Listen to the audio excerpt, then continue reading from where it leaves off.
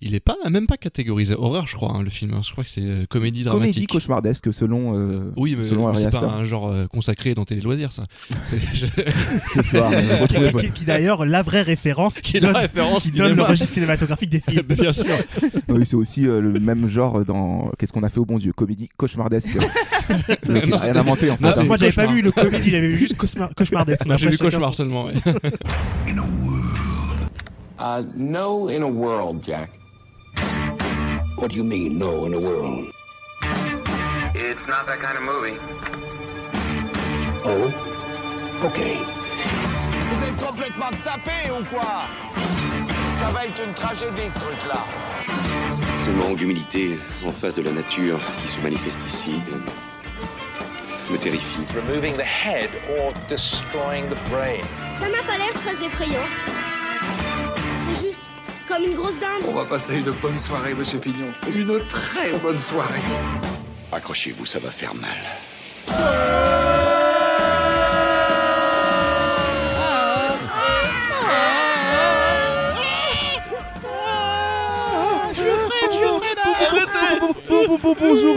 Bonjour à toutes et bienvenue dans Feta BA, le podcast qui se fait des films à partir des bandes annoncées sans aucune objectivité. Aujourd'hui, oubliez le monde coloré de l'animation japonaise et ajoutons un peu de cendre de phénix à notre palette de couleurs pour partir à l'aventure dans le monde étrange de Ari Aster. Un réalisateur qui nous revient après avoir abordé l'horreur en plein jour avec Midsommar, dans lequel on pouvait voir des poteaux piégés en plein culte satanico-païen, ou même encore avec Hérédité avant, qui traitait aussi d'un culte satanico-païen et où on retrouvait aussi une histoire de poteau. Cette fois-ci, son poteau, c'est Beau, et Beau, c'est Joe. L'histoire d'un gars qui a peur du monde qui l'entoure. Et je vous avoue que nous aussi avons quelques frayeurs quand on aperçoit dans la BA de Beau is Afraid les nouveaux sortilèges que nous réserve Harry. C'est dans cette atmosphère effrayante que je vous présente ma team de podcasters / pétochards d'aujourd'hui. Ambiance.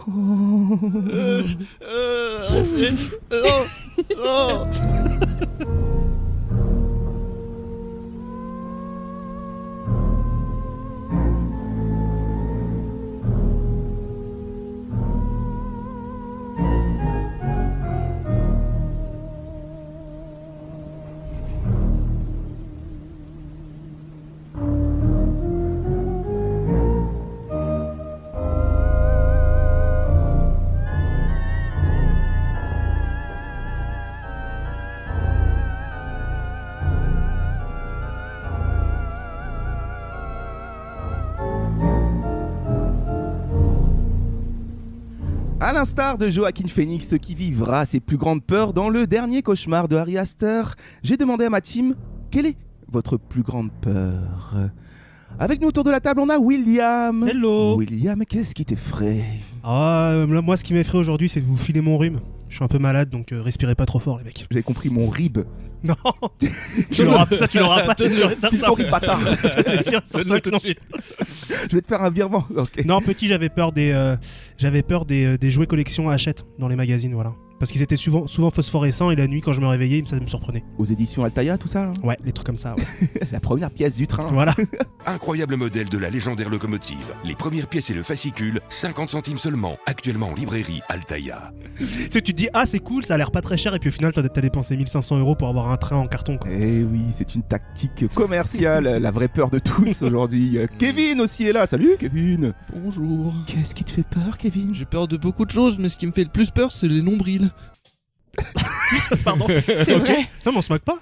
C'est vrai, j'ai peur des Une nombrils. peur très profonde à psychanalyser. Là, si je te montre mon nombril, qu'est-ce qui se passe? Bah ça me dégoûte, mais si tu mets ton doigt dedans, j'ai l'impression que tu touches tes organes et ça me fait peur. Là, comme Arrête. ça. Je suis actuellement le doigt dans le T'es nombril. la deuxième personne que je rencontre comme ça. Ah ouais? Ouais. Ça doit être homologué comme peur. C'est vrai qu'il y a quoi au bout du nombril? Un vortex, Ne me un trou pose pas la noir. question, ça se trouve, on sait pas. Très souvent déjà il y a de la saleté. Arrête. Parce que les gens ne le nettoient quand même sûrement pas très bien. Bah, c'est plein de plis, mais moi je me suis toujours demandé si c'était.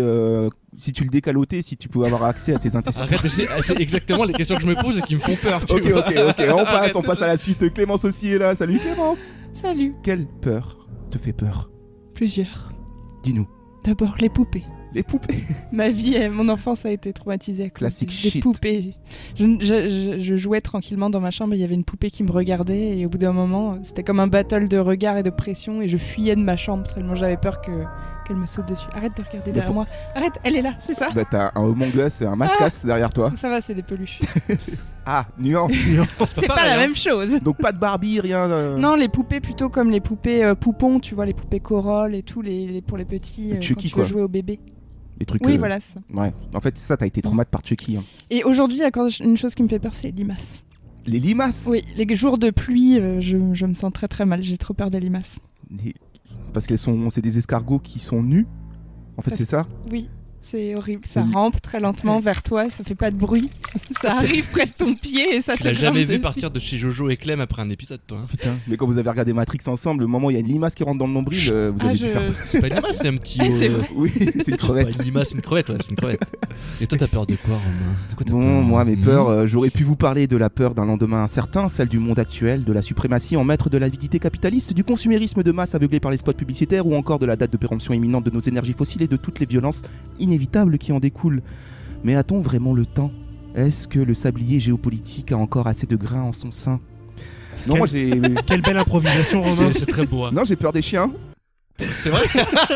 De tous les chiens. Ouais, mais c'est un trauma de l'enfance en fait. Ah. C'est un trauma de l'enfance. Wow. Bah alors, on n'éteint pas son téléphone, hein? On n'éteint pas son téléphone. Ah, ma plus grande peur d'avoir le téléphone allumé en plein podcast, ça y est aussi. Non, j'ai peur des chiens, ouais, j'ai été traumatisé quand j'étais petit. Je me suis fait niaquer quand j'avais 4 ans. Ou 3, bref, la tendre enfance quoi, du coup c'est resté gravé dans ma mémoire sensorielle à vie. Et j'ai peur des gros chiens en fait, hein, ceux qui te niaquent, hein. Je vais rien faire face à un chihuahua ou un petit bichon. Ça devrait aller, c'est peux gérer. dangereux. Ouais non mais vraiment tu vois les rottes, même les labradors, j'avais un labrador qui habitait à côté de chez moi quand j'étais plus jeune et je devais passer devant pour aller chercher le pain ou des trucs comme ça. J'avais toujours peur que le portail soit ouvert et la plupart du temps il était ouvert. Est-ce que ça te fait ça dans la rue quand tu croises un gros chien, t'as peur qu'il sente ta peur et que. À Paris moins parce qu'ils sont obligés d'être tenus en laisse, mais dans mon Vietnam natal, c'est Bagdad, hein, c'est vraiment des chiens, tu peux passer, ils sont errants et tout, et eux ils s'en battent les couilles de noir, blanc, femme, homme, ça te niaque. Donc ouais non, mais après c'est une peur à la con parce que voilà c'est un trauma, mais. C'est un trauma d'enfance quoi.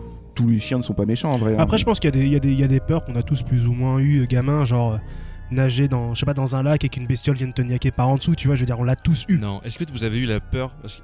Ouais, je m'ouvre à vous. Tu es dans un du cul. T'es dans un espèce safe. Tout ce qui est orifice en fait. Ouais, quand j'ai lu Trop jeune Dreamcatcher de Stephen King, et dans Dreamcatcher de Stephen King, il y a une scène où il y a un mec qui se fait bouffer le cul par un extraterrestre qui est dans les chiottes. Et moi, pendant longtemps, j'ai eu peur que pendant que je faisais caca, que j'étais à découvert, qu'il y ait quelque chose qui sorte des chiottes et qui me niaque. Ça doit avoir un nom, ça. Je sais pas si quelqu'un peut chercher, mais je suis sûr que ça a un nom. Je l'ai plus, hein, c'est fini. Je sais que c'est impossible. En Australie, t'as des serpents qui passent dans les conduits et qui sortent par les chiottes. De toute façon, il y a tout qui fait peur dans ce pays. Tu sais que les araignées, elles sont hydrophobes. Donc en gros, quand une araignée va dans l'eau, elle survit. Hydrophile, tu veux dire? Hydrophile, hydrophobe, hydrophile. Oui. Non, hydrophobe, c'est en mode de l'eau. Ah hydrofuge. C'est comme les canards, quoi. Je veux dire, elles sont imperméables, donc du coup, elles peuvent. C'est des araignées canards, quoi. C'est pour ça les plumes. Les canaraignées. Voilà. On dit. Ah, c'est horrible.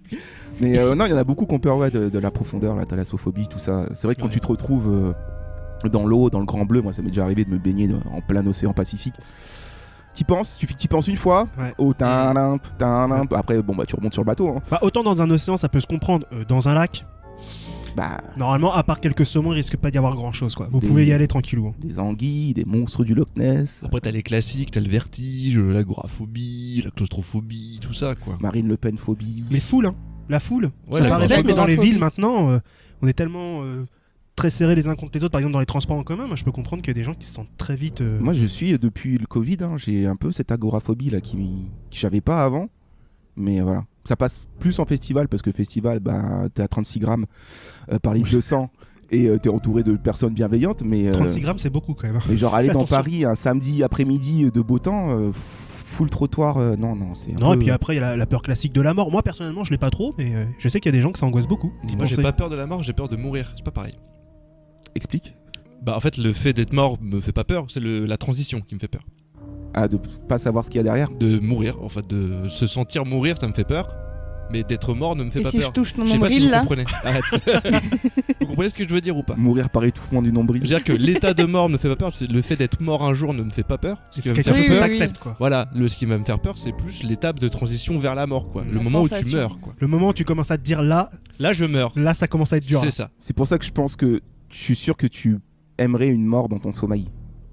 Bah ouais, sûrement. Je pourrais te raconter quand ça m'arrivera. Parce que pour moi, ce serait la plus belle mort. Hormis mourir comme un Jedi, mais la plus belle mort, ce serait de mourir dans son sommeil. Mourir comme un Jedi. Bah, c'est-à-dire ton corps disparaît, quoi. Tu fais pas chez ta famille avec les obsèques. Mais ça n'existe pas, Romain. Bah, j'aimerais bien, justement. Personne ne meurt comme des Jedi. Les Jedi. Ouais, la mort, la thalassophobie, les chiens, les marionnettes, le nombril, on en apprend tous les jours. J'avais une pote qui avait peur des grues.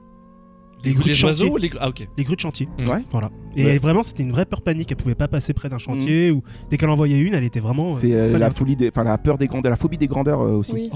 Mais ça, je trouve que c'est un peu comme le principe du vertige, mais inversé. C'est-à-dire quand tu vois un truc très très haut à côté de toi et que t'as l'impression qu'il bouge et qu'il va vaciller, te tomber dessus, quoi. C'est comme quand t'es en haut d'une hauteur et que t'as l'impression que t'es attiré. Johanna, elle avait ça aussi. Elle avait genre aller au Louvre, pour elle, les statues immenses et tout, c'était un peu compliqué. Et donc Paris qui est full monument orné de statues, c'était parfois on faisait des détours et tout. Je crois que ça mieux passé maintenant, mais faut pas aller à New York. Les grands buildings, les buildings et tout. Ouais. Ou à Dubaï. Je connais qu'on peur des étiquettes. De la peur. On parle de peur parce qu'aujourd'hui on va parler d'un mec qui a peur. C'est Beau is Afraid, comme son titre l'indique. Beau a peur, tout simplement. Un film de Ari Aster qui nous revient nous après Midsommar qu'on avait traité dans l'épisode combien, Clémence? 5. 13. 12. La chronologie est pas. On avait aimé un Midsommar, c'était très très bien. Oui, Midsommar, voilà. Donc, pour rappeler, Ari Aster, réalisateur de 36 ans, hein, à peine plus vieux que nous. Fout un peu les boules, hein, mais bon, voilà. Né à New York en 1986, du coup, si je calcule bien. Donc voilà, il avait fait aussi Hérédité. Et ces deux films ont quelque chose en commun, c'est que ça joue sur l'horreur psychologique. On va y revenir, hein, mais tout vient au début de sa passion pour les films d'horreur, qui s'est déclaré à l'adolescence, où il louait moult films du genre dans son petit vidéoclub, et ensuite très influencé notamment par des films comme Rosemary's Baby. Ah yes. Il y a pas mal d'influences Polanski chez Ari Aster, et il a commencé à écrire des scénars. Donc ça, c'est son adolescence. Ensuite, il se tourne vers des études d'art, où il obtient sa maîtrise à l'American Film Institute, donc une maîtrise obtenue avec son court-métrage de fin d'études, The Strange Things About the Johnsons. Je sais pas si vous avez vu ce film. Non. Moi, je l'ai vu. Tu nous en avais parlé déjà à l'épisode 13. Ouais, l'épisode Midsommar, j'avais vu ce film. Je le mettrai en lien dans la description parce qu'il est sur YouTube en fait. Et c'est même d'ailleurs ce qu'il a fait connaître. Parce qu'il avait été présenté dans des festivals et tout. Mais le moment où il a été mis sur YouTube, c'est devenu viral à l'époque. On est début 2010 à ce moment-là. Et le film, les gars, je crois que c'est un des films les plus malaisants que j'ai vu de ma vie. Mais c'est vraiment l'horreur malaisante, quoi. Comme seul Ari Aster sait faire un peu. Ce qu'on retrouve aussi un peu dans Hérédité et dans Midsommar. Le film, il n'y a pas de gore, il n'y a pas de sensationnalisme de monstre ou de quoi. Waouh, le film, et je ne peux pas vous en parler parce que sinon je vais un peu dévoiler trop de choses, mais le film est ultra malaisant. Est-ce que c'est un peu comme du Lynch? Je pourrais pas te dire, j'ai pas vu beaucoup de Lynch, je suis pas trop fan de son ciné. Est-ce que c'est bien? En vrai, c'est bien. Hein. C'est bien parce que ça te procure des émotions et moi j'aime ça, tu vois. Et dans ce petit court-métrage de 30 minutes, dans une petite famille de banlieue américaine, il se passe des choses très étranges. Tu donnes trop envie de le voir. Ouais, mais matez-le, hein, je vous enverrai le lien. Moi, si j'étais un auditeur, j'irais écouter notre épisode 13, puis j'irais voir ce court-métrage. Ouais, et je mettrai 5 étoiles sur toutes les plateformes d'écoute. Je donnerai 150 € au RIP suivant. 740. Donc voilà, il a fait ensuite quelques courts-métrages. Ensuite, on en a parlé, c'est Hérédité et Midsommar. Révélation, hein. Qui deviennent rapidement cultes en fait dans le genre horrifique. Aujourd'hui, c'est des films qui sont cités un peu comme le nouveau genre de l'horreur. Et qui ont mis en avant beaucoup A24 aussi. Oui. C'est à travers ces films-là que cette boîte de prod commence à se révéler et devient un peu la nouvelle boîte de prod indépendant. C'est surtout avec ces films-là qu'on a commencé à parler de elevated horror. Ouais, des films comme It Follows ou It Comes at Night ou des choses comme ça où on oublie un peu les monstres, Halloween et compagnie. Et on passe plus sur l'horreur inside the mind, dans le cerveau. Je suis bilingue. Sorry, bro. T'es vraiment incroyable. Donc, c'est un peu la nouvelle vague de l'horreur. Et puis bon, c'est devenu un peu son credo, hein, au Ari Aster de toute manière. Et là, il revient en 2020 où il annonce le projet Beau is Afraid, qui ne s'intitule pas Beau is Afraid au départ. Et ça te fait plaisir, William, tu sais comment il s'appelait? Boulevard. Disappointment Boulevard. C'était pour te faire plaisir, je crois qu'il l'avait noté comme ça. Bah, je suis heureux. Pourquoi il a pas gardé ce titre? J'ai vu aussi que le film à la base devait faire 4 heures. Donc je suis content qu'il ait changé des trucs. C'était son ambition, c'était de tourner avec Joaquin Phoenix dans un film qu'il annonçait comme une comédie cauchemardesque. Ça, c'est ses mots. Hein. Comédie cauchemardesque de 4 heures. Trop. C'est trop, Harry. Donc, au final, il a Joaquin Phoenix au casting. Il retrouve A24 à la prod. Hein. C'était aussi les mêmes pour ses 2 premiers films. Et puis voilà, on a cette BA maintenant qui est là. On se la regarde? Et qu'on va se regarder tout de suite. Allez, on se la lance. Elle fait peur. I am so sorry for what your daddy passed down to you. wanted a child, the greatest gift of my life.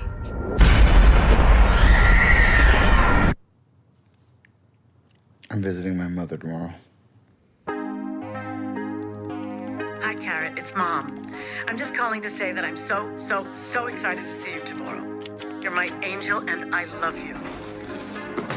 Okay, I love you. Okay, bye, sweetie. I love you. Are you at the airport?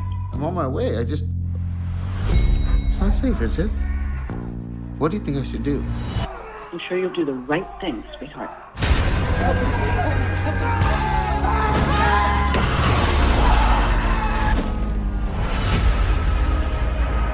Welcome back.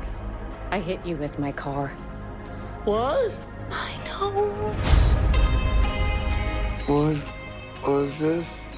That's my little assistant health monitor. Feeling sad about going home, Bo? Must feel totally unreal. I'm supposed to be leaving. I don't know if that's gonna happen.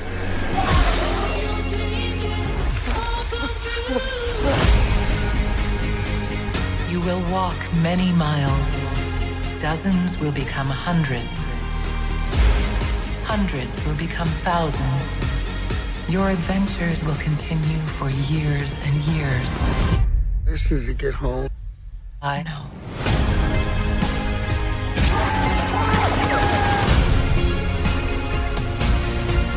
Sweet devotion, it's not real.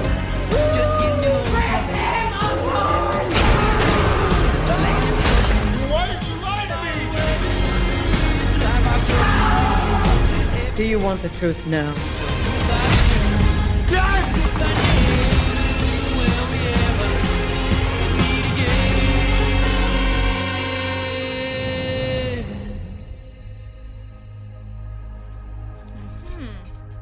Allez, encore une psychanalyse en film, quoi. Putain, ils ont des problèmes, les réals. Hein. Ah, ça va revenir cher en... Goodbye, stranger. Si maintenant ta thérapie elle doit coûter 4 millions d'euros, de dollars, 400 millions de dollars, c'est chiant, quoi. La thérapie. C'est dur, hein. Mais pas remboursé par la sécurité sociale. Hein. Bah, quel BA en tout cas. Wow, What a BA. What the fuck. C'est une BA très étrange, mais en même temps qui est aussi fidèle au cinéma de Ari Aster. Et là, on a pris la BA suisse pour cette émission, parce qu'il y a eu 2 BA en France. Il y en a une qui est un peu plus dans le ton comédie, qui est sortie il y a quelques mois, et la dernière qui est sortie, c'est un peu plus dans le ton horrifique, mais c'était 2 BA de moins d'une minute. En fait, la BA suisse et québécoise, qui sont les mêmes, en fait, réunissent les deux, donc pour nous, c'est plus simple de prendre cette BA là. Voilà, c'était juste pour préciser, et elle est en lien dans la description, évidemment. On va en parler, évidemment, comme d'habitude. Mais avant toute chose, vous le savez, c'est les petites stats. Les stats autour de la BA. Alors, qu'est-ce qui se passe niveau chiffres? Où est-ce qu'on est? On est sur 88 plans en 2 minutes 27 de BA. Ce qui nous donne une moyenne de 0,6 plans par seconde. Le classico. On est sur du classico, on ne change rien, tout marche comme d'habitude. Même s'il y a un petit enchaînement à certains moments de la BA où ça devient un peu plus genre actional movie, quoi. Mais par contre, je suis revenu à la stat qu'on avait abandonnée avant. Pourcentage du film. Oui, alors, de 28 sur 3 heures de film, ça donne quoi? Alors, 2 minutes d'image, on atteint à peine les 1% du film. Pourquoi un si petit chiffre? Parce que le film ne dure pas 3 heures, William. 3h30 Il dure 2h59, arrête d'abuser. Oui, bon. 2h59 de Ari Aster. C'est trop, Harry, c'est trop. Bah, Midsommar, il faisait 3 heures déjà, non? Oui, mais c'était beaucoup. Ouais, mais là, 2h59. Et encore, il voulait faire 4 heures au départ, donc on a quand même réussi à cut 1 heure. 2h59, je sais pas, moi, ça m'effraie un peu. Mais c'est des durées de film à la Kubrick, en fait. Hein. Bah là, ça y est, mais je pense que... Ouais, mais je sais pas, écoutez, ça va être... En plus, ça a l'air intense comme voyage. Ça a l'air... Je sais pas si ça va être facile, hein, de 2h59. Écoutez, on verra, hein, après Midsommar. C'est vrai que la durée du film était aussi en rapport avec la mise en scène et l'histoire. Il y avait aussi ce truc-là de lenteur. Il sait prendre son temps pour faire ses scènes d'exposition, en tout cas. Donc... On va voir ce que ça donne. Alors, on va s'analyser cette BA. Alors, cette BA s'ouvre sur du bizarre direct à l'estrange. On commence. Du malaisant, du uncanny. On y est, ouais, ambiance Triangle of Sadness, ambiance sans filtre, hein, c'était le film Palme d'Or qui se passait sur un navire de croisière. Un Corsica, ouais. On retrouve ça, hein, parce que là, direct, on est sur une ambiance paquebot. Oui, on est sur le pont, ça prend le soleil, tranquillou. Ça prend le soleil, mais ce qui est marrant, hein, c'est qu'on retrouve aussi ce qu'il avait fait dans les BA de Midsommar, c'est qu'il y a des jeux de montage dans sa BA qui ne sont pas en fait des jeux de montage de BA, mais qui seront certainement des jeux de montage dans le film. On a l'impression parfois que c'est la BA qui joue sur le truc, mais par exemple là on découvre un Joaquin qui est blessé au visage, et il est en pyjama et il est assis sur un siège d'auto. Ouais. Et puis la transition où il tourne la tête vers la femme qui est derrière lui, transition, il devient un enfant sur un transat. Et en plus, c'est baigné dans une lumière, une lumière un peu sitcom. Oui, mais ça, du coup, tu vois, c'est clairement une lumière c'est à l'intérieur de son esprit. C'est une échappée dans le souvenir, fantasmé, etc. C'est déjà très inquiétant en tout cas. Sans trop en dire pour la suite de la BA, on se rend compte qu'une grosse partie du film va se passer dans ses hallucinations personnelles, j'ai l'impression. Bah, je pense, parce que sinon il est dans un monde parallèle, c'est chaud quoi.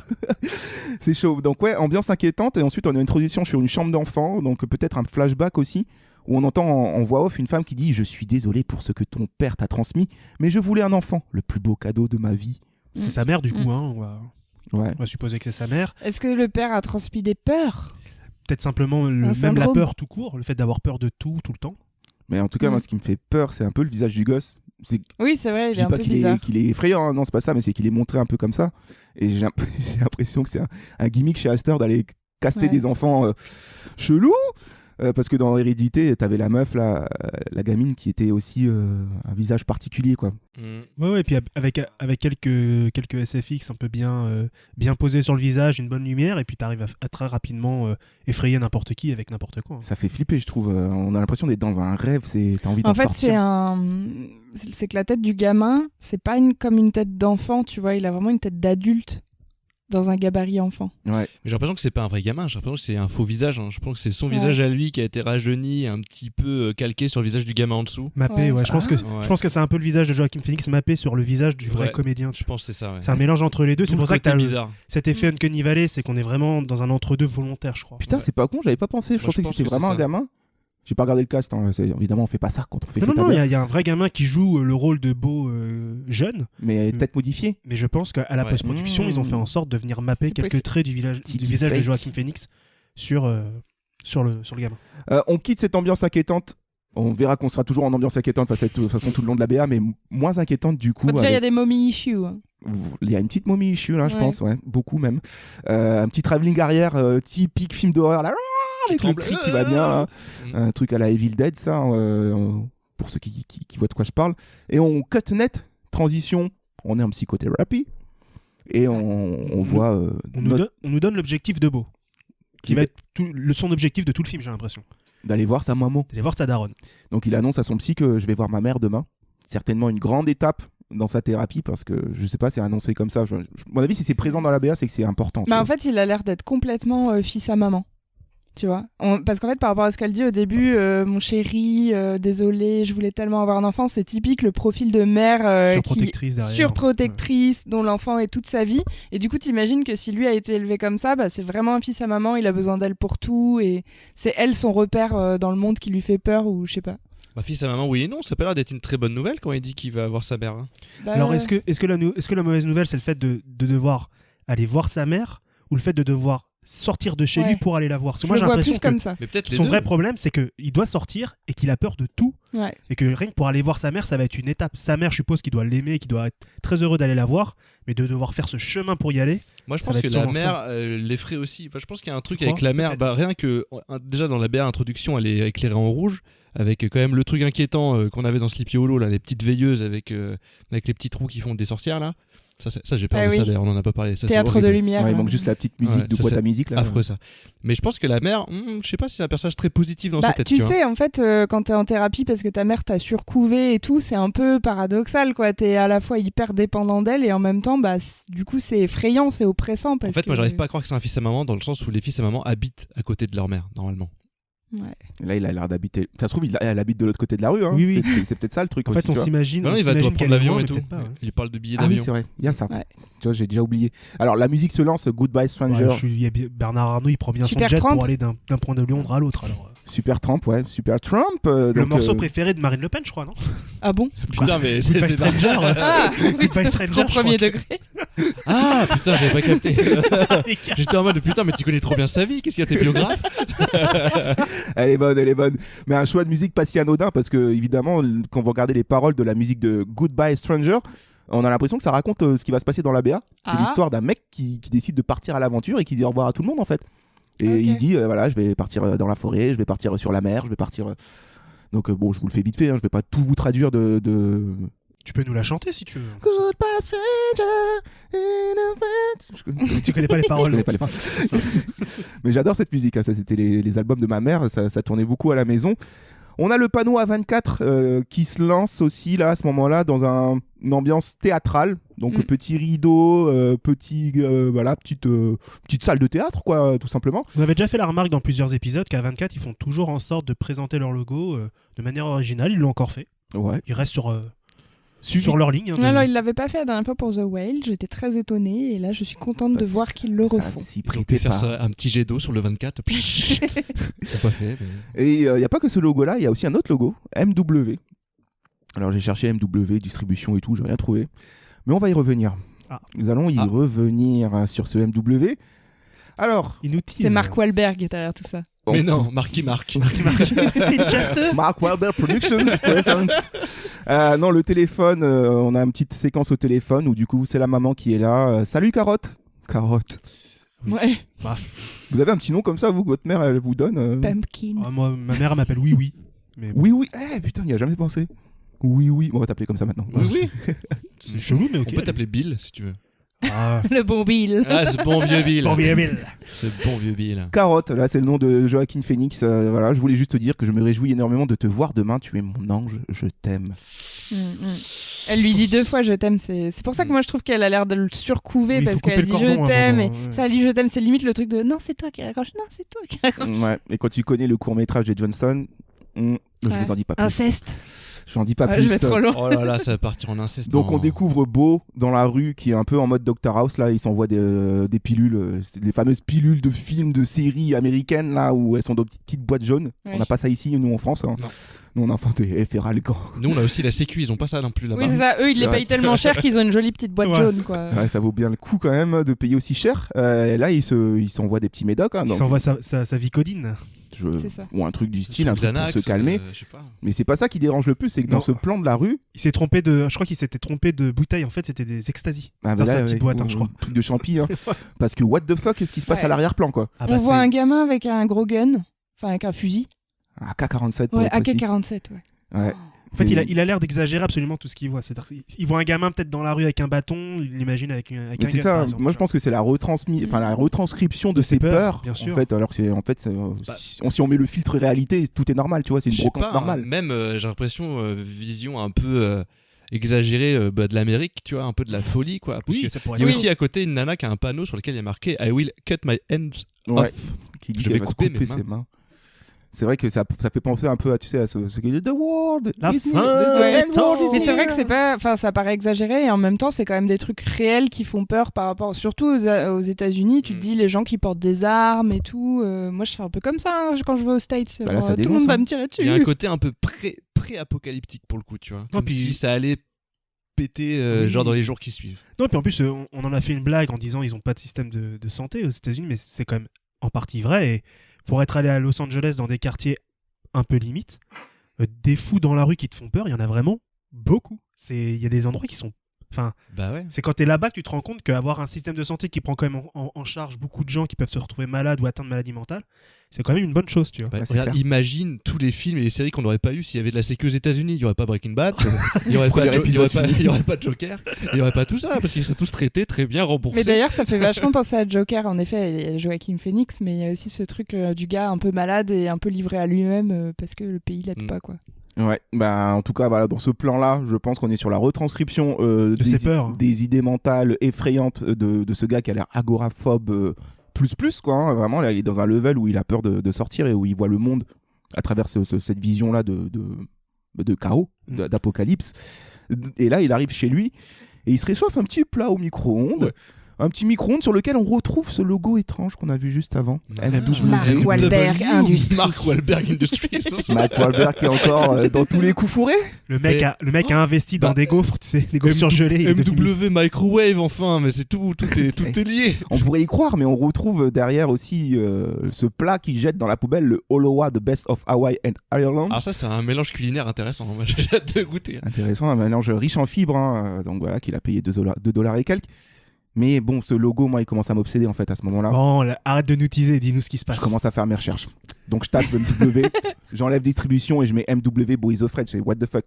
Et là, révélation, les gars, boum, on est sur un ARG de ouf. Ah, d'accord. C'est quoi un ARG ? Alors, un ARG, pour ceux qui connaissent pas, ça veut dire Alternate Reality Game. En gros, jeu en réalité alternée. Et en fait, c'est un concept qui né sur YouTube.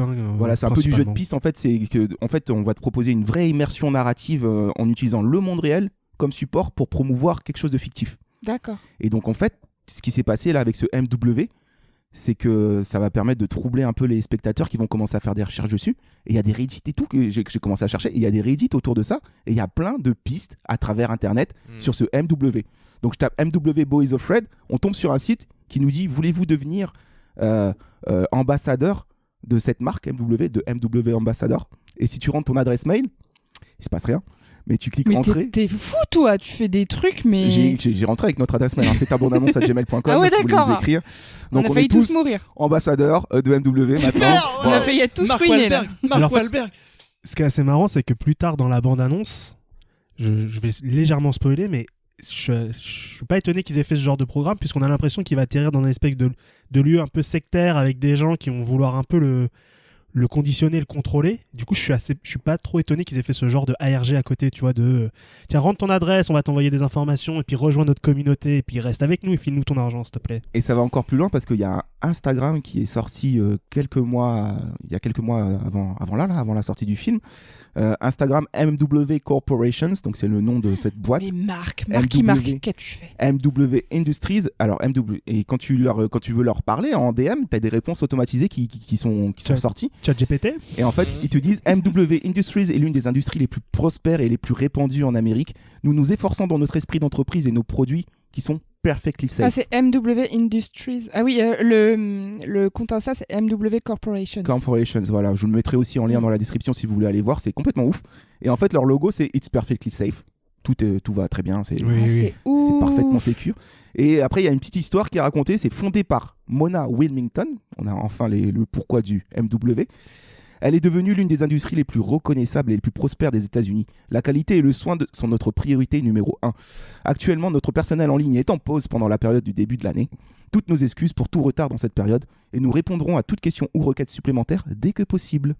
C'est ouf. Et ça, on dirait trop un truc à la Truman Show. Enfin, je sais pas, c'est vraiment tout un truc inventé, quoi. C'est très malin d'avoir amené l'immersion pour le spectateur jusque dans la...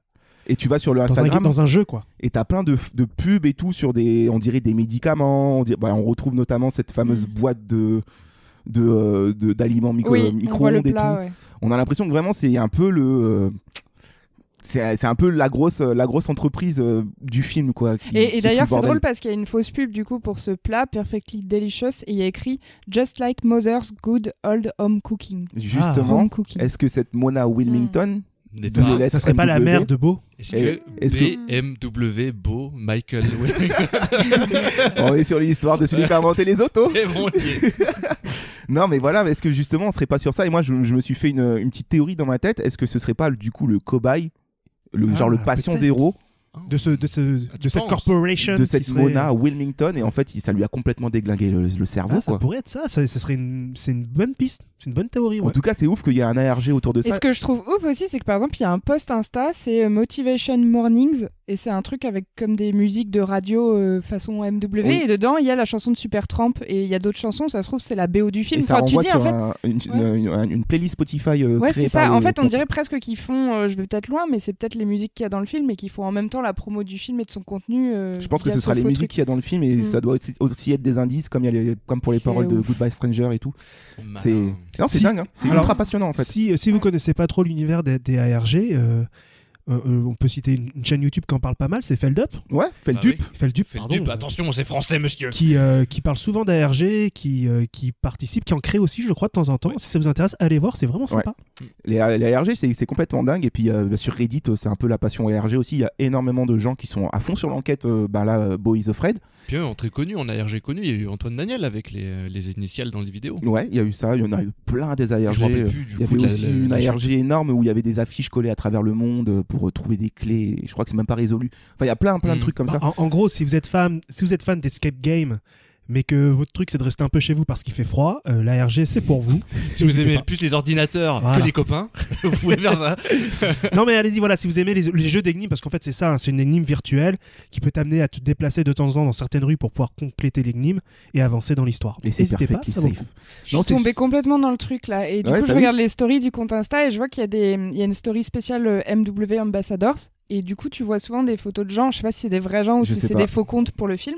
Ils ont une casquette avec le logo MW et ils ont un sticker où il y a écrit When you're MW Ambassador, your family. Alors, il y a sûrement des indices cachés dans cette image. Peut-être que quand tu analyses l'image, il y a des petites lettres écrites très petites quelque part. Enfin, mais du coup, tu te dis qu'il pourrait même donner ses goodies à la sortie du film, tu vois. C'est en vente. Il y a carrément tout un merch market autour C'est très très malin ce qu'ils ont fait. Avec le logo. C'est ouf, hein. Et c'est ultra passionnant. Et je suis même pas rentré là-dedans parce que c'est vrai, ça a l'air vraiment. J'ai juste effleuré la partie émergée de l'iceberg, mais ça a l'air complètement beaucoup plus barré. Il doit y avoir des liens cachés un peu partout. Si ça vous intéresse, voilà, vous avez le lien du Instagram. Je vous mettrai aussi le lien du site où vous pouvez rentrer votre adresse mail. Pour l'instant, il s'est rien passé. Je sais juste qu'on est ambassadeur, mais j'ai pas reçu de mail.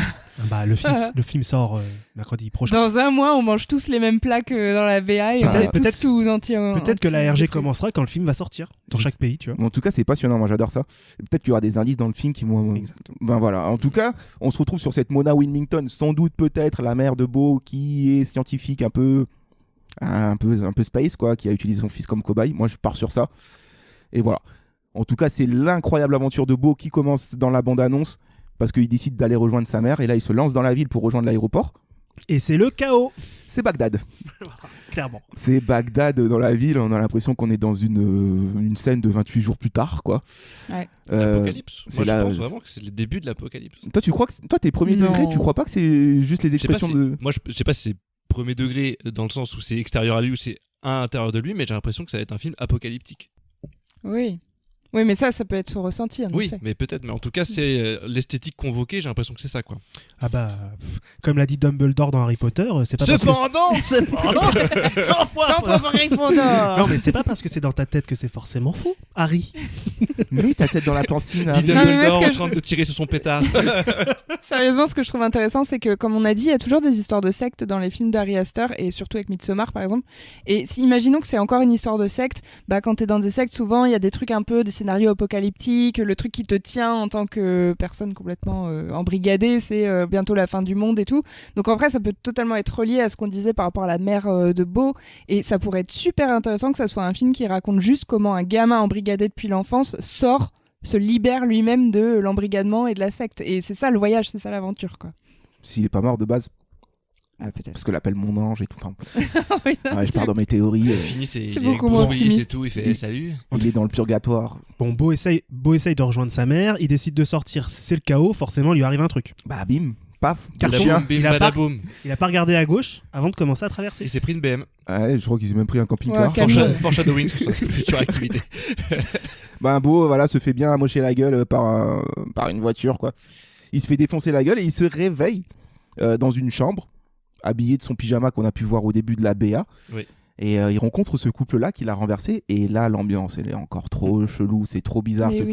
C'est le genre de visage que tu vois dans les rêves où... Ça me fout de la chair de poule. Mais ce qui est trop bizarre, c'est qu'en fait, quand il se réveille, les gens lui disent on vous a renversé, c'est nous qui vous avons renversé. Et du coup, il s'occupe de lui. Et je trouve que ça fait presque manipulation, un peu à la Truman Show, du genre, tu vois, lui, il voulait sortir du truc. La miserie et en fait, c'était pas un hasard s'ils l'ont renversé. Et puis là, ils le remettent dans le. Enfin, du coup, je vois tout ça par ce prisme. Genre, ils le réembrigadent, ils l'ont emprisonné chez eux, en fait. Parce qu'il a un bracelet il est à l'hôpital. Non, il est dans une maison. Une chambre avec peut-être un lit spécialisé. Mais il a une. Comment on appelle ça déjà, une perfusion. Oui, mais en fait, en gros, il le soigne. Mais ce qui est intéressant, c'est que le lit autour de lui et tout, c'est comme une chambre d'enfant. Il y a des petits autocollants et tout. Et c'est vraiment comme s'il était infantilisé, tu vois. D'un seul coup, il devient dépendant d'eux. Ce qui est marrant, c'est qu'ils le prennent vraiment pour un con. Ils essaient de lui faire croire que le bracelet électronique qu'il a au pied, c'est pour surveiller ses constantes. Là, t'as envie de dire, oh les gars, celle-là, je l'aurais pas tenté. Attends, tu t'as jamais checké ton pouls au niveau de ta cheville, toi? C'est une Fitbit, hein, c'est les montres. J'ai pas entendu ça, pardon. Et son Space, voilà, ils ont décidé un peu de l'emprisonner. Misery, c'est un bon exemple. Je l'avais pas quand je fais la BA, mais c'est vrai qu'avec ce truc à la cheville, ça fait penser un peu du Annie Wilkes pervers, quoi. Donc il regarde par la fenêtre de sa chambre et là, il découvre quoi? Denis Ménochet. Et Louane. Et Louane regarde. Et Louane. Denis Ménochet et Louane, quoi. Dans un camping-car. Dans une caravane. What? Qu'est-ce que c'est que ce le jour 1, celui qu'on retient. La famille Bélier 2 avec Denis Ménochet et Joaquin Phoenix. La famille Bélier of Fred. Qu'est-ce que c'est que ce death? De toute façon, à partir de là, la réalité est perturbée. Hein. On est dans une dimension parallèle. On va avoir une succession de tableaux qu'on va essayer de décrire un petit peu, mais ça va être compliqué. Quoi. Donc ouais, tu es triste à l'idée de rentrer chez toi. Beau, on lui dit, ça doit te sembler complètement irréel. Bah ouais, pas qu'à lui. Hein, nous aussi, on trouve que c'est complètement irréel. Et là, il vire un peu parano. Hein, Beau, déjà qu'il était mal parti à la base, mais en plus là, enfermé. Avec un Denis Ménochet qui l'observe comme ça à la fenêtre. Ouais. Déjà, Denis Ménochet, wesh. Denis Ménochet, il a ses pairs à Hollywood. Et en ce moment, parenthèse Denis, il est partout, Denis. Parenthèse Denis. En train de cartonner. Hein. Il est en Espagne, il est aux States, partout, everywhere. Bravo, Denis. Fin parenthèse. Ménoche. Sacré Ménoche. Il s'enfuit du coup, le Beau, parce qu'évidemment, pris de panique. Hein, On comprend qu'il essaye. Est-ce qu'il va y arriver? La BA nous dit qu'il a l'air plutôt tendance de revenir toujours sur ses pages, j'ai l'impression, non? J'ai l'impression qu'il revient systématiquement à l'endroit d'où il part et qu'il essaye à chaque fois de repartir et qu'il va revenir. Il part pour un long voyage. En plus, il est recouvert d'une petite substance bleu fluo. C'est bizarre. Qu'est-ce que c'est encore? Très étrange. Est-ce que c'est pas ces fameux glaçages qu'on retrouve sur les gâteaux américains dégueulasses, pur sucre hein? Non, je sais pas. Il va falloir que j'y réfléchisse un petit peu là. Tu me poses une colle. Bref, on part sur un grand voyage et c'est la partie qu'on appelle la communauté de Beau. Parce que là, Galadriel arrive dans la BA. On entend la voix off de Galadriel qui dit « Tu vas faire beaucoup de kilomètres. Les dizaines deviendront des centaines et les centaines des milliers. Cette aventure durera des années. The world has changed. » Et ce temps est révolu, elle a dit. I see it in the water. Mais on dirait Galadriel, en tout cas, lui annonce qu'il part pour un grand périple qui va durer longtemps. Et lui, il va devenir Bilbon Saquet. Parce qu'il va commencer à écrire un peu de ses aventures. J'avoue. C'est ce qui est montré. À un moment, il est habillé un peu comme Bilbo. Et il commence à écrire ses aventures à la plume. Là. On passe par plusieurs registres visuels. Il y a du film d'animation, il y a des clins d'œil type. Il y a de la pancarte, enfin comment dire, de la pancarte un petit peu. Il y a de l'effet Paper Mario un peu, clairement. Hein. Ouais, il y a des références à plusieurs films, Magicien d'Oz et tout. Oui, c'est vrai que ça fait très Magicien d'Oz. Et puis ça fait très Michel Gondry. Ouais, carton-pâte, l'effet carton-pâte. Parce que là, c'est clairement des décors de théâtre. C'est pour ça que je pense qu'il va toujours revenir au même point. T'sais. Il va avancer dans des univers qui finalement reviennent toujours. Peut-être que l'histoire, c'est juste que là, comme il est blessé, enfermé dans une maison, et ben, il va juste avoir le temps de lire et il va lire plein de livres. Peut-être, ouais. Ah, tu crois pas qu'il a pété la vitre, qu'il s'est barré en courant dans les bois? Non, mais je sais pas, je m'imaginais un film super chiant en fait où il lirait juste des livres. L'histoire sans fin, à chaque fois qu'il lit un truc, ça crée un univers dans lequel son personnage se projette peut-être. Mais en tout cas, il veut rentrer chez lui. Hein. Il a oublié d'aller voir sa mère. Mais il s'en fout. Hein. Lui, ce qu'il a envie, c'est de rentrer chez lui. Et il tombe face à Belphégor, version girl. C'est sa mère, je crois, moi. Où on dirait, tu sais, le truc dans Naruto. Bah, c'est sa mère, mais elle a un masque de. C'est un Anbu. Oui. Itachi, non. Ah oui, c'est le masque japonais. Non, ça c'est pas un masque carton-pâte. Oui, mais c'est pas. Il y a pas des masques un peu comme ça. Le seul truc qui est bizarre, c'est qu'elle a les cheveux collés un peu au masque. Au Japon, il y a des masques. Après, ça ressemble au masque à Venise et tout aussi. On dirait un masque d'une marionnette quelconque qui parle. Hein. Tu vas effrayer Clémence. Non, mais tu mets ça dans un film de Guillermo del Toro, ça fonctionne. Toi, son film d'animation. Tu prends Pinocchio, tu mets ce personnage-là avec l'effet, par exemple, ça fonctionne visuellement. Tu vois, c'est vraiment.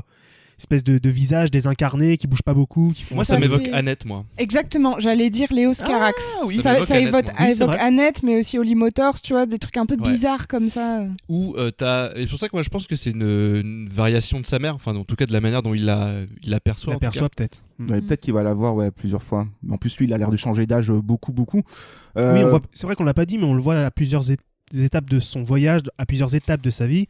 Donc on le voit. Au début de la quarantaine, grisonnant, mais ça va. Après, on le voit vraiment vieillir finalement jusqu'à atteindre un espèce d'âge avancé avec une grosse barbe, des cheveux longs blancs. Il a un ballon qui s'appelle Wilson. Ça pourrait. Ses pires craintes se transforment en grande aventure. On a l'impression en Père Fouras. Ça, c'est les panneaux de la BA. On a l'impression qu'on parle d'un Disney. On a l'impression que c'est la Reine des Neiges 3. Non, c'est Boris the Afraid. N'emmenez pas vos enfants le voir. Hein. C'est pas une comédie musicale avec une meuf qui balance des glaçons. Non, c'est vraiment un truc. Mais c'est vrai que c'est bizarre. Premier degré, moi, ça me donne presque l'impression à ce moment-là que le film va peut-être être finalement assez onirique, assez aventure. En vrai, je pense que ça sera horrible. Si on est dans les Seigneurs des Anneaux, je sais pas. On va terminer la BA parce que là, ça s'enchaîne. Donc oui, qu'est-ce que tu veux dire ? Je voulais dire un truc sur le truc bleu. Ah, t'as fait tes recherches, trucbleu.com. Non, parce que plus tard dans la BA, il y a une photo, il y a une image d'une meuf blonde avec plein de trucs bleus autour de la bouche. La dame de la maison. Oui, c'est Olive. Écharpez-le. C'est celle qui joue dans The Office. Donc je me demande s'il n'y a pas un côté substance un peu hallucinogène. Ça serait pas un sang artificiel de robots ? C'est peut-être des robots ? C'est trop, c'est des robots. Hein. Non, mais... Oui, mais elle en a sur la bouche, alors quoi ? Elle a sucé un schtroumpf ou ça se passe comment ? Mon Dieu, c'est peut-être elle a peut-être une hémorragie interne et du coup... C'est une relecture de Hansel et Gretel et qu'ils essayent de le gaver. Non, je pense qu'il vient juste de se laver les dents avec le Colgate blancheur qui est bleu. Et produit par la MG Company Corporation. MW, attention. MG, c'est des concurrents, attention, ne confond pas. Et voilà, c'est tout. Écharpez-le. Ah, mais c'est tout. C'est parce qu'il a volé les brossades. C'est bizarre comme verbe, écharpez-le. Et dans la fin de la BA, on va la faire vite parce que là en plus les images s'enchaînent, mais là c'est Vietnam dans les bois. Le mec il court dans les bois, ça a l'air d'être une grosse bataille dans une espèce de bois sombre. On voit des baisers un peu bizarres. À un moment il embrasse une itération de sa mère, j'ai l'impression, en animé. Il y a un peu ce mélange de genre en gribouillis, ouais. La peur évidemment qui est là, l'herpès de Schtroumpf, t'en as parlé, Kevin. Bah oui. Il va peut-être devoir affronter toutes ses peurs pour pouvoir atteindre sa mère, hein. Donc ça veut dire aller parler à la femme qu'il aime qu'il a pas pu voir, combattre, je sais, traverser des paysages lugubres, tout ça quoi. Peut-être qu'il a été appelé à l'armée, qu'il y est pas allé, et que du coup, j'en sais rien. Vaincre le boss de à Forrest Gump. Ouais, oui, peut-être que c'est un voyage initiatique à travers différents grands événements de l'histoire américaine. On voit aussi un mec qui défonce la porte de son appart. Ça, c'est une petite ref au court-métrage de Johnson. J'en dis pas plus. Arrête de spoiler le court-métrage de Il Johnson. fait vraiment le connaisseur, celui-ci. Écoute, celui-ci. Voilà, il y a une histoire de mensonge. On le voit aussi crier. Pourquoi tu m'as menti ? Donc il y a aussi ça. Est-ce qu'il s'adresserait pas justement à sa mère ? Pourquoi tu m'as menti alors que j'étais trop cobaye ? Non, connasse. En fait, je suis un robot.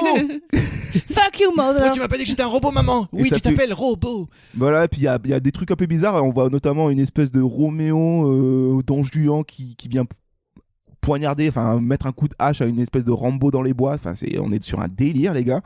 On revoit le paquebot. On voit aussi un théâtre de Zadis. Là, ils sont tous assis en train de faire du tam-tam, on dirait. Le théâtre de la vie. Et puis on a cette ambiance Synecdoche New York. On doit en parler de Synecdoche New York. Je crois que tu l'as évoqué, oui, Clémence. Oui. Synecdoche New York, pour ceux qui ne connaissent pas, c'est un film de Charlie Kaufman. Charlie Kaufman, c'est celui qui a notamment scénarisé Eternal Sunshine of the Spotless Mind, Dans la peau de John Malkovich, que des films un peu strange comme ça. Et Synecdoche New York, qui avec le grand regretté Philip Seymour Hoffman, retrace la vie d'un mec qui a pour ambition de créer la plus grande pièce de théâtre du monde. Et donc, où va se mêler justement théâtre et réalité et en même temps truc onirique. On ne sait plus trop au moment du film dans quelle vibe on se situe. C'est pour ça que ça fait vachement penser aussi à du Charlie Kaufman. Peut-être que le film est très méta. Hein. C'est peut-être un film qui parle de cinéma. Je sais pas, mais en tout cas, Charlie Kaufman, c'est vrai que c'est souvent assez psychologique, symbolique, psychanalytique. Enfin, t'as l'impression d'être dans les affres d'un cerveau humain et en même temps, c'est mis en scène comme la vie, quoi. Enfin, Barry Astor, c'est un peu ça aussi, hein. Mais plus dans l'horreur. Dans un autre style, mais oui, au fond, le sujet, il est là, quoi. C'est vraiment bizarre. C'est pas ouvert à tout le monde, Charlie Kaufman.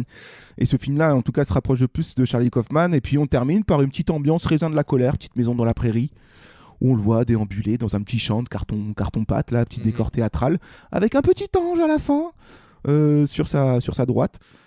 Peut-être qu'il se rend en purgatoire. Moi, j'ai l'impression qu'on est sur une traversée de ça. Hein. Enfin, je sais pas, on va en parler tout de suite. Mais en tout cas, c'est la fin de la BA.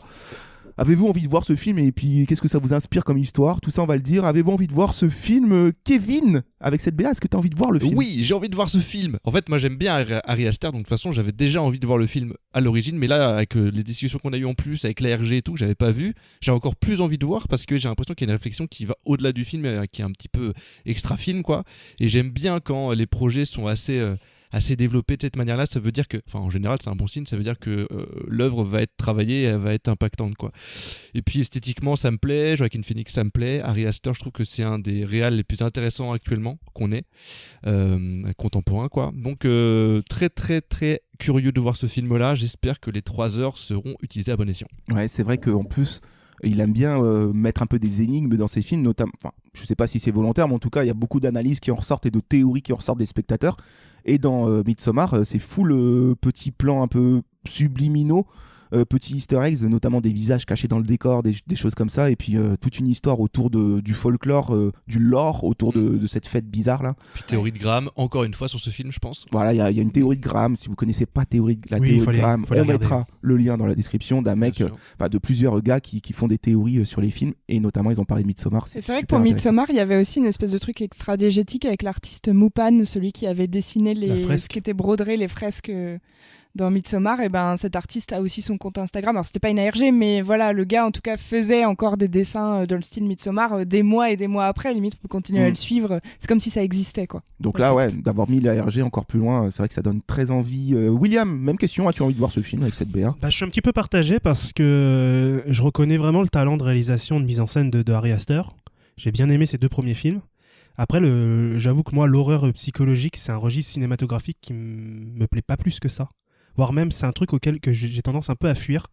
C'est pas un registre qui me plaît particulièrement. Ça a tendance à me mettre dans des ambiances, je sais pas, qui me conviennent pas trop. Ouais. Donc j'ai envie d'y aller parce que je sais que ça va me plaire. Joaquin Phoenix, très grand acteur. Mais c'est un peu comme Anna Taylor-Joy. J'ai peur de me tromper, mais Anya Taylor-Joy. C'est des acteurs que je trouve un peu étonnants par leur physique. Je sais que c'est des bons acteurs. Je sais que ce qu'ils font, c'est incroyable. Mais j'arrive pas à les aimer. Ils sont dans un espèce d'Uncanny Valley où je les trouve toujours un peu détachés d'eux-mêmes, de leur voix, de leur manière de jouer. Pardon, j'ai ma voix qui part en couille. Et du coup, j'ai envie de voir le film, mais 3 heures, ça me fait vraiment très peur. Parce que autant, je vais pas facilement vers les films d'Ari Aster, mais quand j'y vais toujours avec plaisir. Là, j'avoue que 3 heures, j'ai peur que ce soit trop pour moi. 2h59, arrête de te méprendre. C'est 3 heures, Kevin. Romain, c'est 3 heures. Et j'ai envie de le voir, je sens que ça va être beau, je sens que ça va être assez perché. Donc j'avoue que je suis assez intrigué. Mais je ne sais pas. Je suis assez... voilà. Dubitatif. Mitigé. Clémence, toi ? Moi, je suis ultra hypée parce que je vais pas redire la même chose que Kevin, mais Ari Aster, j'ai adoré ses 2 précédents films. Vraiment, c'était des grosses claques, énormes surprises. Surtout Hérédité. Parce qu'on s'y attendait pas du tout à ce réal. Midsommar, ça durait déjà longtemps et c'était éprouvant, mais j'avais adoré. Moi, j'adore ce genre de film en fait. Donc pour le coup, là, ça me gêne pas du tout de me dire que ça va durer 3 heures. C'est vraiment ma came et j'adore qu'on m'embarque dans un truc complètement barré. Et c'est vrai que toutes les références qu'on peut sentir dans la BA, que ce soit Michel Gondry, Charlie Kaufman, même du Kubrick, même du King, Stephen Lynch King. aussi, ouais. Lynch, voilà. Tout ce que ça m'évoque, c'est que des choses que j'adore. Donc en fait, j'ai l'impression que ça va être un voyage peut-être horrifique, peut-être horrible, mais qui va être marquant. Et... c'est sûr que pour toi et Kevin, qui êtes des très très gros fans du film de genre, étrange aussi, étrange, ça va forcément être un régal. Et puis tu vois, par exemple, vraiment, Eternal Sunshine of the Spotless Mind est un de mes films préférés. Donc ce type de montage où effectivement ça traverse une vie, où c'est un peu incompréhensible au départ, et après tu recolles les morceaux, tu comprends de quoi ça parle. J'adore en fait, et surtout quand c'est très psychologique comme ça. Et toi, Romain ? Je rejoins le mix un peu de tous vos avis là. C'est vrai que moi au départ quand j'ai vu la BA, j'étais en mode mais qu'est-ce que c'est que ce délire, vraiment what the fuck. J'étais là, qu'est-ce que c'est que ce délire, ça a l'air trop space pour que, parce que moi je suis un peu comme toi quoi, je suis un peu réticent à l'idée de, tu vois, Lynch et tout, c'est pas trop ma came, alors on a l'impression que ça partage un peu le même univers. Sauf que là, lui, il le fait avec A24 qui prennent leur couille aujourd'hui dans une industrie ultra lisse et corporate, quoi, pour faire des choses un peu risquées, un peu novatrices. Et là, dans le domaine de l'horreur, en plus, qui est un genre que j'apprécie particulièrement, je trouvais qu'il y avait besoin de ce renouveau-là. Donc j'aime bien Ari Aster pour ça, parce qu'en 2018-2019, avec Hérédité et Midsommar, il a su foutre un coup de pied dans la fourmilière. Mais honnêtement, à la première vue de cette BA, j'étais en mode non. Ensuite, à la vue de la durée du film, pareil que toi. Non. Parce que Midsommar, j'ai adoré ce film, mais j'ai quand même passé on va dire un mauvais moment sur le coup, qui était nécessaire, je pense, parce que c'est l'intention du film, tu vois. Mais là, pour le coup, ça a l'air beaucoup plus barré que Midsommar, parce que ça utilise énormément de différences de style qui me font penser à un film de Lars von Trier qui m'avait traumatisé quand j'étais petit, qui s'appelle Dogville. Ah ouais, j'avais adoré.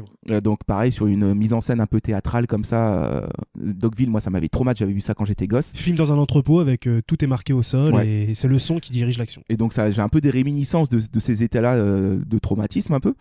Mais en même temps, j'ai cette curiosité un peu perverse aussi d'aller voir. Et en découvrant l'ARG, Je me suis dit, il a du boulot quand même, il ne prend pas pour des cons, il propose quelque chose, tu vois, c'est cool. Et peut-être qu'en s'immergeant dans tout ce qu'ils ont fait à côté du film, il va y avoir peut-être une grosse symbolique beaucoup plus forte qui va nous rattacher à beaucoup plus de choses à l'intérieur du film, et du coup ça va devenir une œuvre beaucoup plus importante, tu vois, que ce qu'elle n'est qu'à travers son médium filmographique. Tu vois. Bah, je suis moyen sûr que ça fasse autant d'entrées que Hérédité et Midsommar, de par la durée déjà pour commencer, de par l'étrangeté du truc.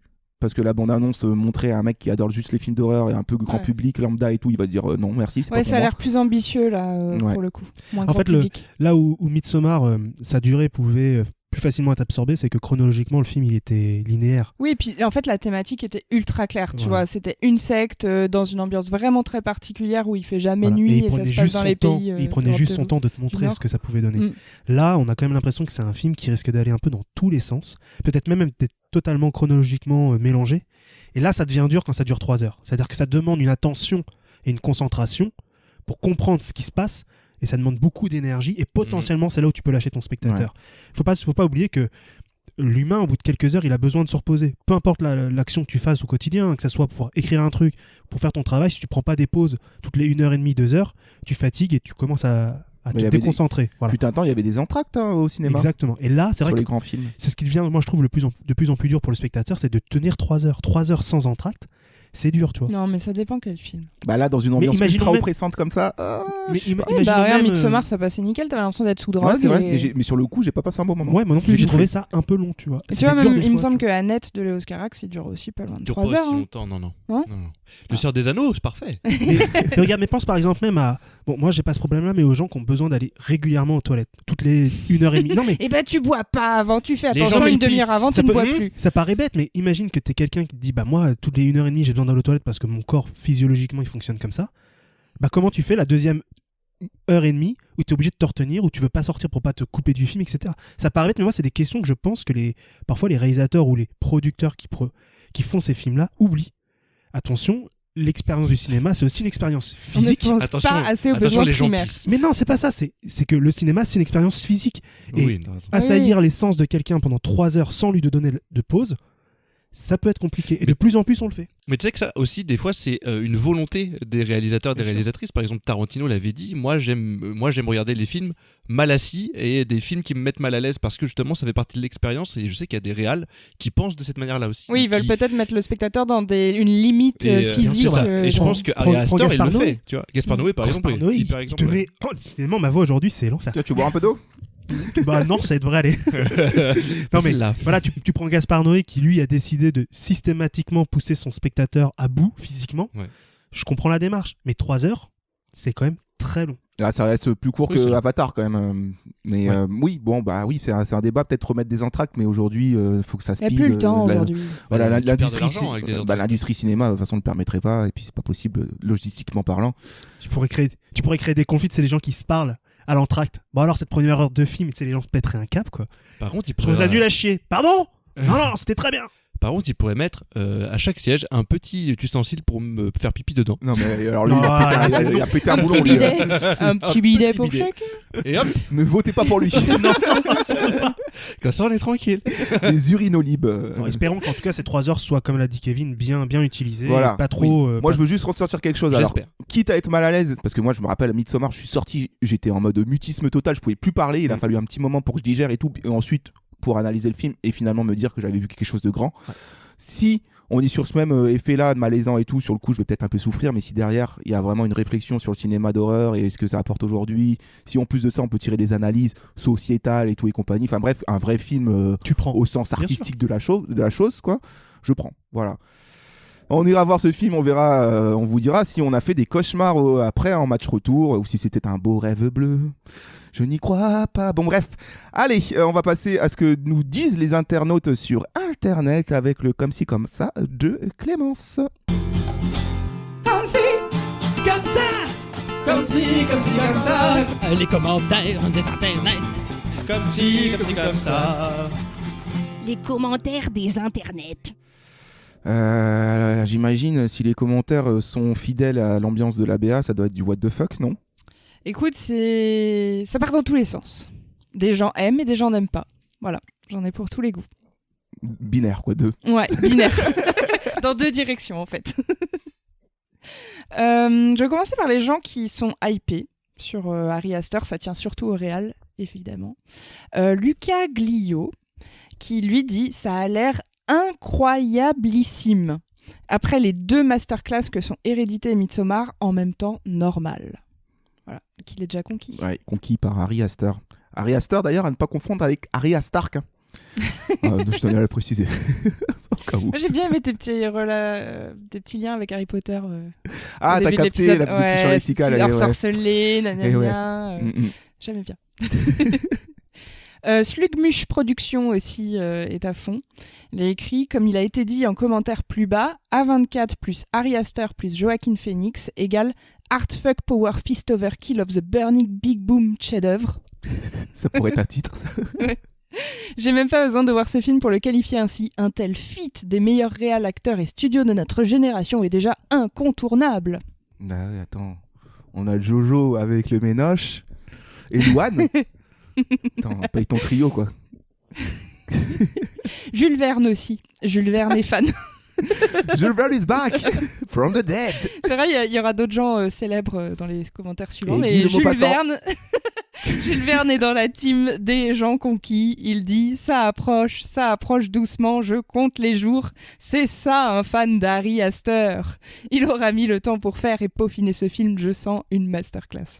Il a dû acheter lui le merch, casquette et compagnie et goodies MW.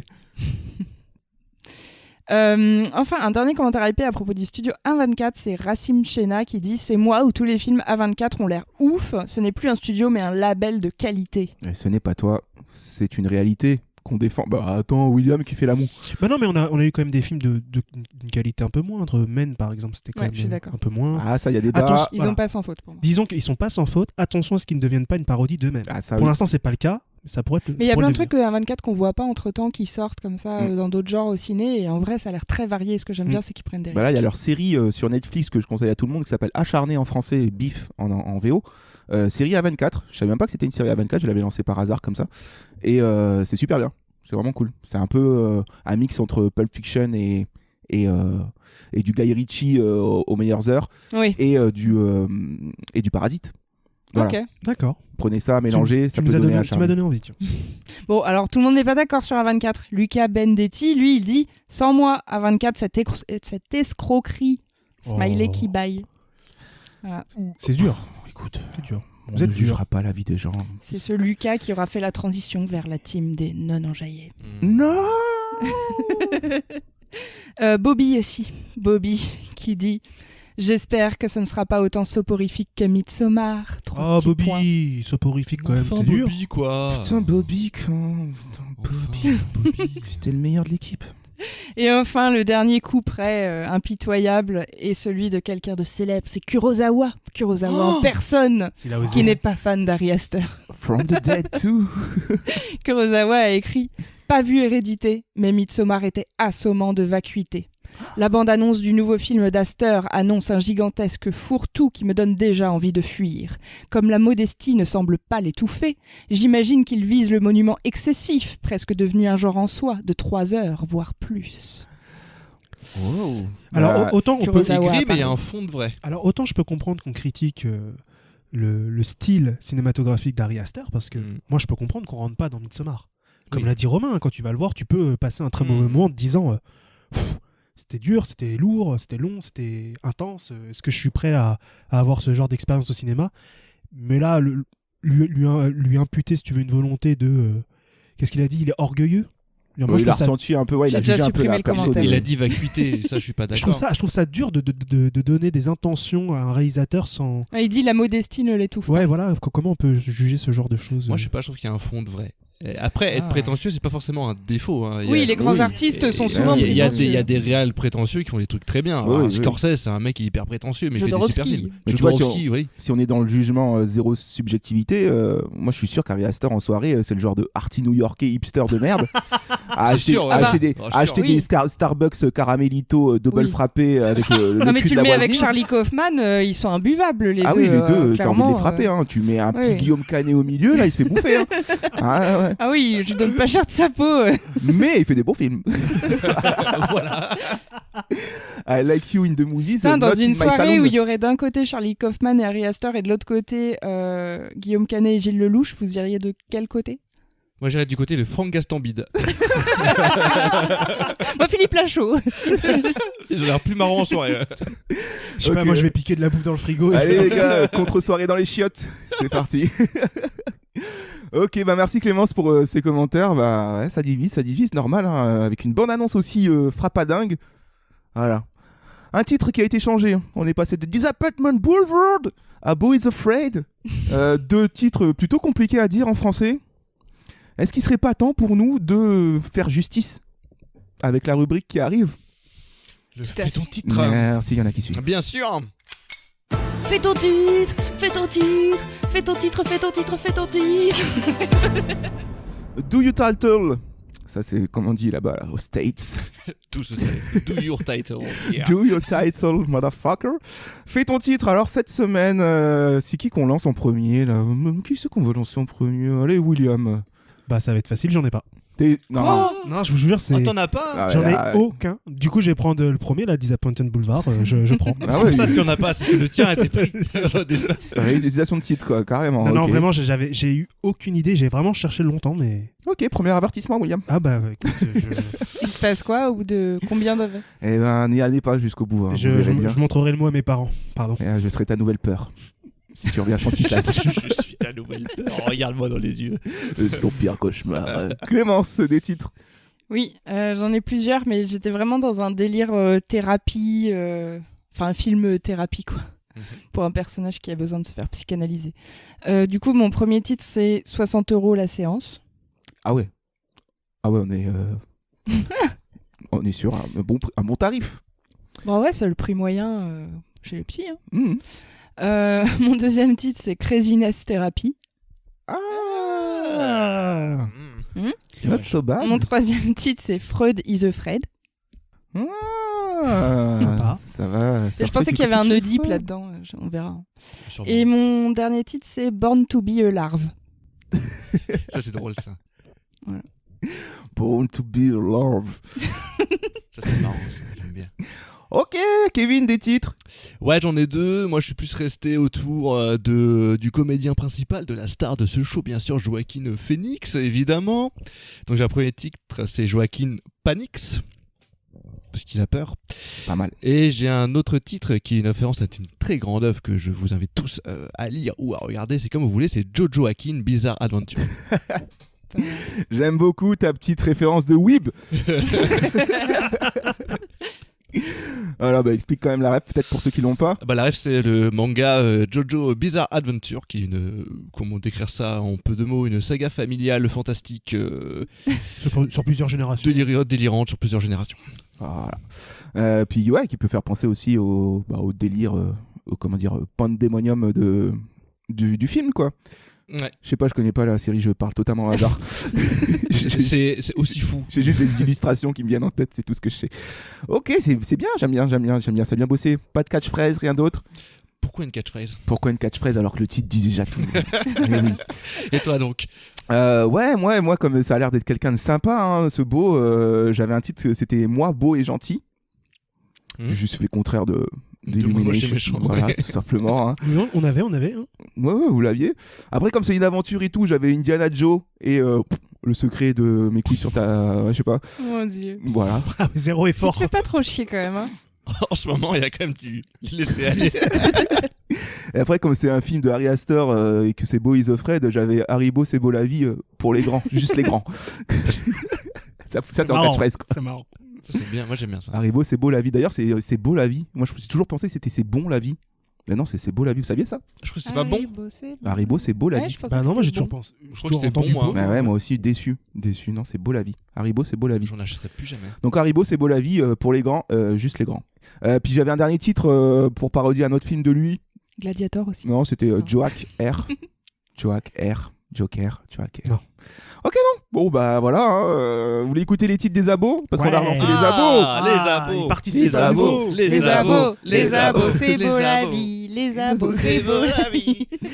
Les abos, bon, bah ça a pas trop mordu à l'hameçon pour la reprise du titre des abos qui existait plus depuis des mois. Mais bon, on a quand même deux personnes qui ont participé. On a Xavier qui est rentré dans le game avec son titre. Il a 2 titres même.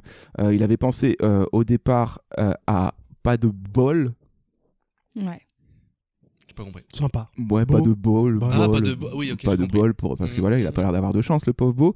Et ensuite, il partage un autre titre, à croire qu'ils se sont concertés avec Chloé, qui a aussi proposé le même titre que lui, qui était Allô maman Bobo.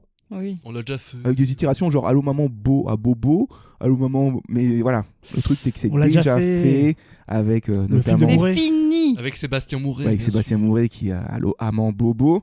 Et une catchphrase de Chloé qui disait entrer dans l'Odyssée Beaumère. Donc, pour faire référence au Daddy Mommy Issues, Odyssée d'Homère, évidemment, voilà, qui est une aventure. Donc, petite participation. Voilà, c'est bien, bravo les abonnés. C'est bien, continuez comme ça. On met effort encouragé. Voilà. Tu vas plus leur donner je veux dire ça, là, j'en ai 0. T'as rien ramené, quoi. Si eux, ils ont effort encouragé, frère, tu redoubles. Hein. Je te le dis direct. Moi, j'ai déjà abandonné l'idée d'avoir mon bac. Le conseil mon vote. bac de titre. Alors, sur quoi on part? Crazy Therapy, Joaquin Phoenix, Jojo Akin, Bizarre Adventures. Moi, j'aime bien la référence Weeb. Hein. C'était quoi déjà? Jojo Akin, Bizarre Adventures. Parce que l'aventure, en plus, c'est un mot qu'on retrouve dans la BA. C'est bizarre, c'est du Jojo Akin. Et puis, il y a des liens qui se font bien. Puis Jojo, quoi. Tout ce côté malaisant, étrange à Ari Aster. Et puis Jojo, quoi. Je répète tout. Oui, tu répètes alors que t'as pas lu. Tu connais rien. Alors moi, personnellement, Jojo Bizarre Adventure, j'ai jamais réussi à aller plus loin que la première saison, je crois. Un truc comme ça. Ah, il faut continuer. Mais c'est pas en plus, il change à chaque saison. Chaque arc est différent, parce que chaque arc est une personne différente. Ouais. C'est très particulier. Bon, vas-y, allez, Jojo Akin, Bizarre Adventures, en espérant que ce soit capté par le plus grand nombre. Mais oui, c'est bien connu, Jojo. Mais tout le monde adore Jojo. Jojo Pose. Ok, bah bravo Kevin. Jojo Akin. Oh, il a fait une belle Jojo Pose. Il a fait une Jojo Pose. Je suis mal à l'aise. J'ai envie de donner le titre à Clémence. Moi, c'était juste un dab. Enfin, on va pas se mentir. Non, parce que bon, bref, il faut imaginer la touffe rose avec. Faut imaginer que je sois debout et puis que je sois dans un habit très moulant. Enfin, bref. Lady Oscar, quoi. Même délire. Bon, ok, bah allez, bah c'est bon, ça part sur ça. On mettrait pas ma petite catchphrase là? J'aime bien moi ma petite catchphrase. Haribo, c'est beau la vie pour les grands, mais juste les grands. Ah, oui, mais alors du coup, tu as écrit Harry comme Ari Aster? Bah oui, bien sûr. Ah. Haribo, B-A-U. Ouais, vas-y, il sort pas de. Let's go. Ouais. On prend. Il sort pas de la dodoche. Ouais, on va dire Simone. Voilà, ça c'est la fin de l'épisode quand il n'y a plus rien qui sort, c'est que c'est fini. Et d'ailleurs, on va se dire au revoir et vous dire ce qu'on fait la semaine prochaine. Allez. On n'est pas bien? Si. Paisible. À la fraîche. Décontracté du gland. Et on bandera quand on aura envie de bander. Voilà. C'était l'épisode Boys Afraid, l'épisode Ari Aster, l'épisode horreur, malaise, bizarrerie et tant d'autres. Qu'est-ce que nous ferons comme BA prochainement? Je crois qu'on ne sera pas dans un ton beaucoup plus léger. Car nous serons dans la gravité. La gravité. Alors ce sera un film de SF français. Voilà, il y en a très peu au ciné pour passer à côté. Donc du coup, bah, on a envie d'en parler. Et voilà, on aura l'occasion de se faire cette BA, de se faire des films autour, et puis on parlera aussi, pourquoi pas, de ce genre très peu commun en France. On verra aussi à quel point le cinéma français est frileux à tout ce film de genre. Enfin bon, bref, il y a beaucoup de débats autour possibles. En attendant, vous pouvez retrouver tous nos épisodes sur les plateformes d'écoute, hein, que ce soit les matchs retour ou les BA, évidemment. Il y a aussi des hors-séries. Allez voir, abonnez-vous, mettez un j'aime, mettez un petit avis, ça fait toujours plaisir. Il y a le YouTube évidemment aussi qui est là. Hein. Un petit pouce en l'air, ça fait toujours plaisir. Parlez-en à votre voisine, pourquoi pas. Et pour nous retrouver sur les réseaux sociaux, c'est la Triforce magique. Hein. Twitter, Facebook et Instagram. Voilà. Et ben finalement, on avait peur de faire cet épisode et puis ça s'est bien passé. Oui, il n'y a eu aucune limace. J'ai un peu peur, même si je suis un peu rassuré. Tiens, regarde mon nombril. Et plonge dedans. Allez, on y va tous. Venez dans mon nombril, allez. Nombril parti. J'ai envie de vomir. Allez, des bisous à toutes. Allez, bisous. Bisous, ciao. Ciao.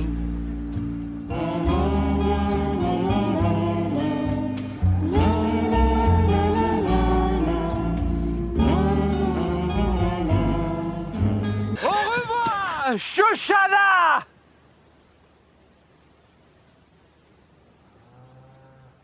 Je vais trop mettre un bruitage de vortex. Ça